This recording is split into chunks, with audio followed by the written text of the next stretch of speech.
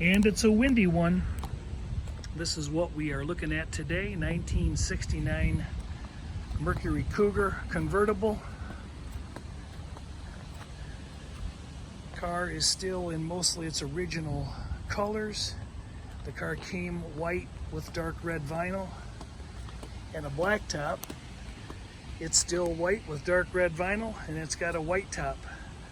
The white top is really old. It's been changed a long time ago, and it doesn't have many bragging rights left to it, although it still seals the weather out, and it has that split two-piece glass rear window. Folds down nicely. There's a new boot and boot holder in the trunk. So we'll buzz around this car. I've got it up on the jack stand, jacks. For starters, I've got the parking lights on, and they work front and rear. The reverse lights work front and rear. The headlights work. The turn signals flash. I got good flash going to the left, good sequential in the back, and I've got a right turn signal lighting up and illuminating front and rear, and I don't have it blinking. So other than that, the lights seem to function as intended. Reverse lights come on. I may have just said that. So there we have it for starters. Original data tag is present on the door, and the car was built March 7th, 1969. VIN properly affixed on the dash and on the door. Car is showing 103,000 miles. Guess I should turn the key off so we can go for a test drive dependably.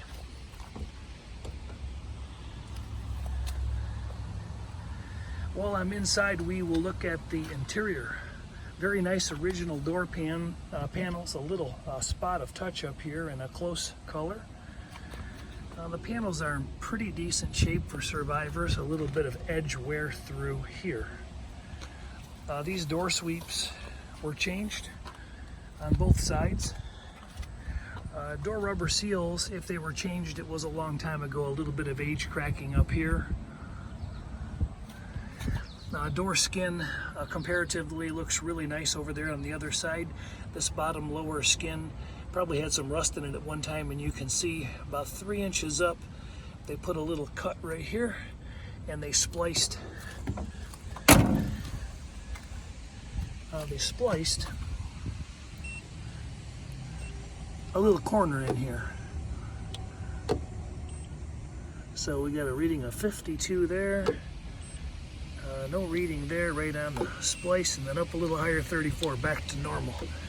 Back over here, 37, 38, so back to normal, and then here, move in a little, 51, 42, 38, back to normal. So this little corner was repaired in here. And it's got a little bit of a protrusion of a line. Not too bad. The whole rest of the car, body-wise, I just jumped from interior to body, but hey, we're on this side. Let's see what we can cover. Pre-purchase inspection, by the way. If you're seeing this video, somebody already hired us and asked for this video in advance to decide whether or not they were going to buy the car long distance. 800-301-3886 if you need this type of service. Inside the trunk, I'll show you shortly. There was a small patch panel cut in here to about here. So the digital paint meter confirmed it. So there's no reading right there. My batteries are beeping. I'm getting a little bit low. There we go, 27. We're back to normal.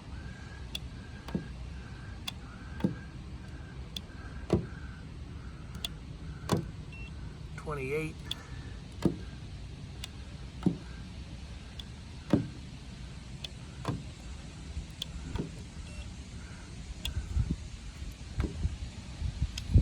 All right, hold on. Let's do something here.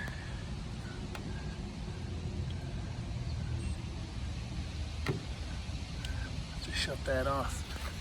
Well, anyway, there is a group of about 30 or 40 still photos with magnets attached to the body. And similar to this, magnetic adhesion is good really throughout the entire car. A little weakness right here and a little weakness in this area here. Other than that, everything adheres nicely. I'm going to stick with the body since I'm on the body. The lines of the car are very acceptable, really nothing to be concerned about. This headlight extension panel just slightly closer to the hood than this end, which isn't really an uncommon anomaly. Looking down the sides of the car, white and light yellows of course are very forgiving, and it shows nicely. The lines are pretty good. I don't think there's been any door hinge repair. I don't think the bushings have been changed. You can see that just slightly here in the feature line mismatch, but when you open up the door, even with the car jacked up, and I lift up here, the whole car moves. So, and if I close it lightly, it closes nice and easy. Other doors the same way. Overlaps pretty good there. Dog legs here have good magnetic adhesion, as well as where the front tires would have thrown mud in the back the same way. So the body fit and finish is pretty nice, pretty period correct. Trim wise and bumper wise, the chrome on the rear bumper is pretty nice. I'm guessing it was replated some time ago. The reverse lights have some real thin hairline cracking, very thin. Both of them look about the same. And then the sequential taillight panel, it's in nice shape. It's a nice original piece and really nothing to be concerned about. Luggage rack is in great shape. Convertible top surround trim, nothing to complain about there. I mentioned that the belt sweeps here in the upper doors are new. These may be original in the back. The one over there is chafing and chipping just a little bit. Rocker moldings and wheel opening moldings show nicely with just some general light heel scuffs, but they're not super beat up or pitted up in any way. Original sport mirror, that's part of the package on this car. Car had a partial Marty report run. Chrome front bumper, very nice shape. Original guards, that was part of the original package, and nothing really to complain about there. Headlight doors are fully operational, and the chrome on the grille and the headlight doors is very presentable. Nothing really to cause concern. Wiper arms are in nice shape. Windshield surround trim is in nice shape. A little bit of fade on top. Wiper arms, these bases look like they were repainted. The arms themselves look like they're in nice shape. Door handles look like they had newer gaskets when the exterior portion of the car was repainted. Those are in pretty good shape. There's some stage 1, stage 2 patina on this door handle. The other one looks a little better. These Cougar emblems are chrome finish on the top with painted on the edges. And this emblem looks to be in pretty good shape, but I see just a black painted surface. I don't see the chrome face finish on that one.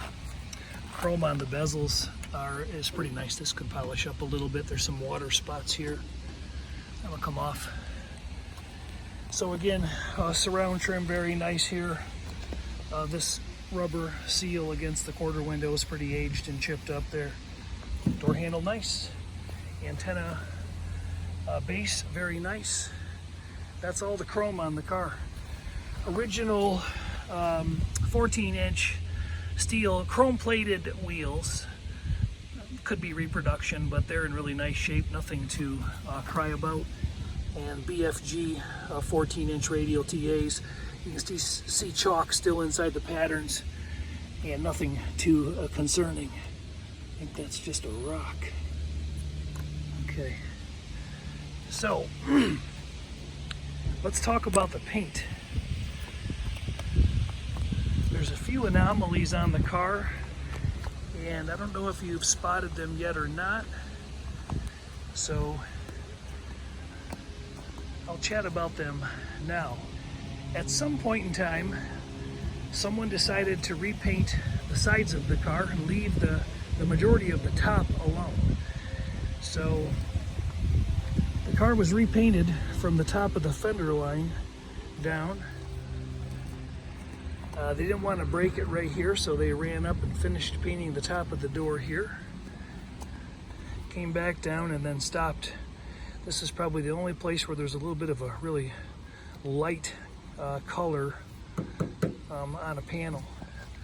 And then coming down here, this is repaint to the south and no paint to the north. There's a blemish here on top of the paint that you can feel. Don't know what that is, but that may not come off. The deck lid appears that it was repainted along with the tail light extensions and the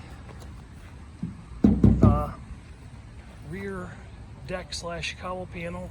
These seams haven't been filled, which often happens after a car gets repainted. Again, good magnetic adhesion up there. So basically the sides of the car were repainted, and so was the hood and the deck lid. And the color match is really, really close. It appears that it was all shot in a single stage acrylic enamel and then repinstriped. That being said, there's a few flaws pointed out in the makeshift exploded view here. This can be freeze framed on, and then you can read kind of what I'm pointing out. There wasn't anything too substantial. The paint's been wheeled through here on the hood in a spot where there's some old paint, a little thin right here on the feature line as well, and then on the inside edges of these fenders you can kind of see that. A few small touch-ups and chips here, as you would expect, along the nose of the hood. I'm guessing that maybe there was a level of class someone could show this car in and contend for more awards with some partial original paintwork on the car. That might be the reason for doing it this way. There's a very, very small door ding. Whoops, let me back up. Right in here. It's really hard to see. I don't know if the video is going to show it. The photos didn't really show much, but there's a little bit of a door ding there.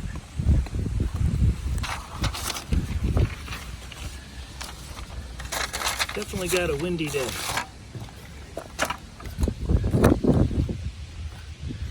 So that deals with the paint, the body, and the chrome. The wheels and the tires, and the lights. I'll go ahead and open and close this door too, lightly, just to kind of... The door's closed really nice. There's, again, no real bushing sag to deal with.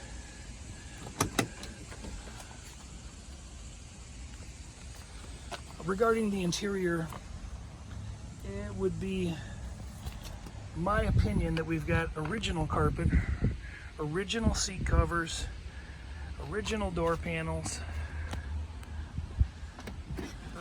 original seat backs. These probably show more wear than any part. A little bit of bulging there on the side. So the red on the tops of the seat covers, just maybe slightly redder than the back seat. Difficult to tell, not really something to discern, but perhaps these covers were changed out a long time ago. Date coated 69 seat belts, and this original carpet you can see is in really original condition. I'm guessing if it were pulled out of the car and power washed and re-dyed, it could be reused. It's not ripped up or isn't you know, in horrible condition. Kick panels look nice. Ashtray doors are working. Window regulators working up and down nicely. I didn't roll the glass up. I'll do one here for the video. There are shots of the glass rolled up and down. Still photos, over 300 of them. All the glass is in very nice shape. Car light markings. And no obvious vertical roller marks from hash marks from worn glass. So door skin corners look nice. These are kind of built up with some grease and dirt. Pedals look original. Nobody's changed those. The wiring looks like it's in, you know, normal-ish, tidy condition. Carpet kit showing pretty well. Steering wheel's wrapped. Don't know the exact condition of that. There's no big heat warpage or cracks in the dash, even under these papers. Console and glove box both work. You can see there's some arm sweat wear on the lid, and the wood grain is in pretty nice shape. The little accordion plastic sleeve there, the boot for the shifter, is missing, so shifter goes in and out of gear just fine. That AM FM radio is an update. This car came originally just with an AM radio only. So courtesy lights are working. Dash lights are lighting up. The clock is not lighting up. That's no surprise. So a very good Survivor interior, very complete. Needs nothing for the person who's looking to hop in a car and drive it and enjoy it.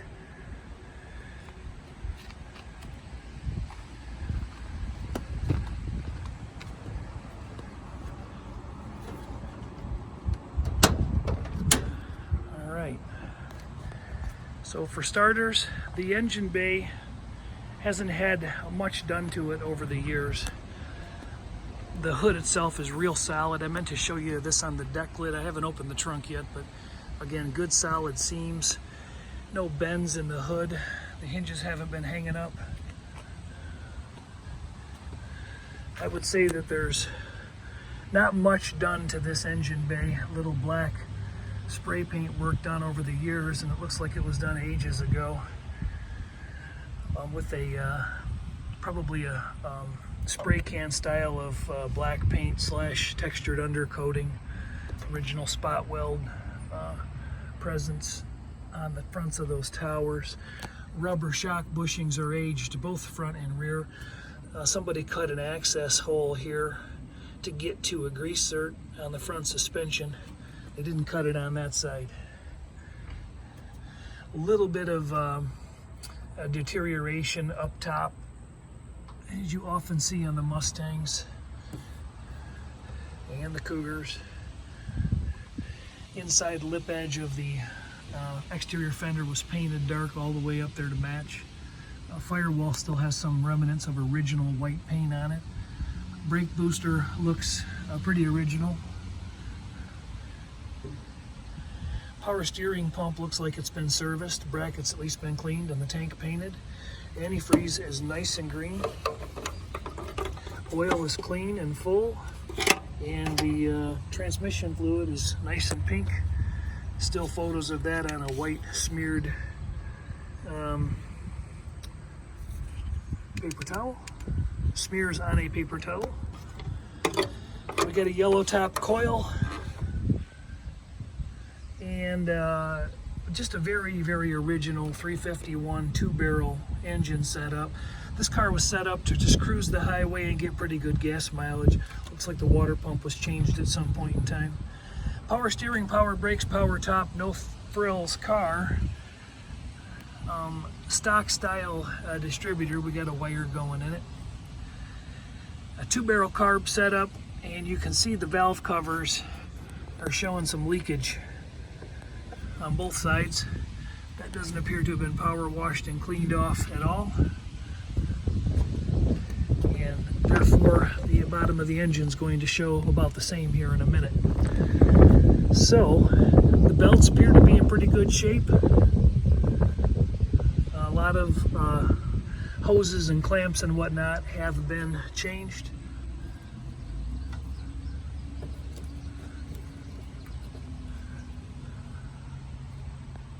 Original hood pad present.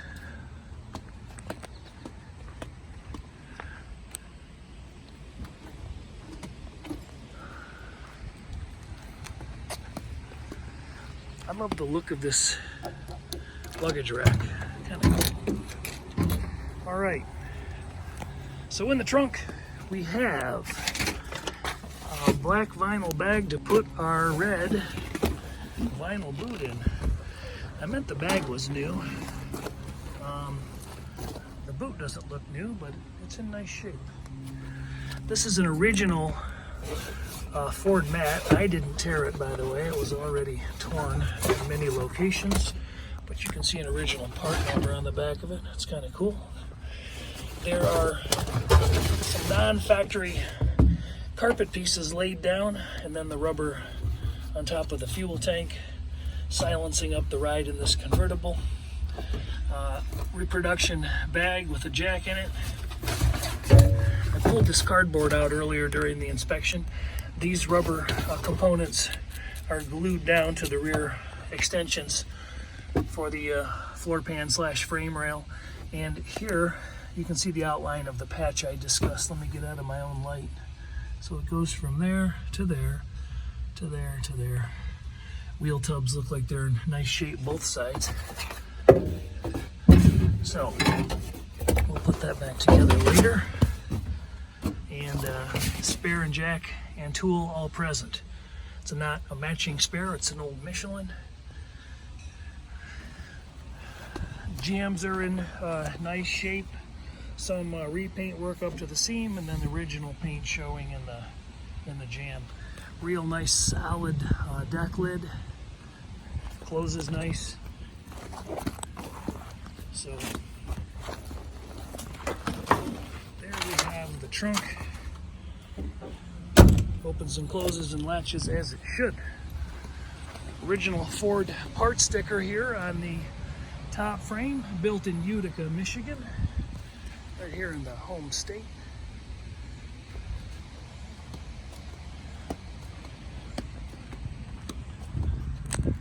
Now what we're going to see underneath the vehicle is largely just stock underbody with some older repairs made. The valance panel is in nice shape, front and rear. Some older bushings, some dry cracking present. You can obviously see the grease coming down, or the oil coming down, as I told you about. Nothing extensively leaking on the jack or on the pavement earlier. Front disc brake setup, older backing plates. These front rail structure, this doesn't look like it was shoved back to any large degree. If there was any old collision damage, it was old and long ago. This is the side they cut out access for a grease zert to the spring mount, and there's a small access cut right there in that lip, if you can see it. Ball joints have been replaced at some point because they're bolt-in, and this power steering line, one or two of them may have been serviced in the past. There's a little bit of seepage there, small tear in the accordion rubber boot. Transmission lines are properly routed to the radiator cooling. Radiator looked like it was in good shape. A little bit of dampness on that FMX transmission. That's what it had in it from the get-go. Inspection cover is still in place. A little bit of oil seepage noted towards the back. So along the floor pan structure, let me get to the side of the car. There's no pause feature, unfortunately, in the new iPhones. I'm always apologizing for people having to listen to me get up and grunt and then lay back down. Some repairs have been done over the years. This panel here was replaced.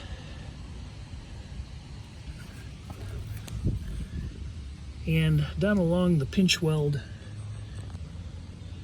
there may have been a rocker replacement And we have similar condition side to side. And the only real area of rust that is existing is a little bit of rust right up here in this floor pan section. It's pretty minute, but it's there. And that panel right there was repaired as well. If this floor pan was changed out, it was done a long time ago, like maybe in the 70s, and that is a possibility. Except these spot welds along the rail flange, these look really nice. They look original. Some of the original brake lines, fuel lines. I have a strong feeling that this car was likely an original 103,000 mile car. The exhaust is wide over to a single muffler, single exit. Ford 9-inch rear end with a 275 highway gear, again built for cruising. Don't know if it's ever been changed, but the back of the trunk is essentially sound. The back side of the car is in very similar condition to this. And then on the opposite side of the passenger side, we have a similar repair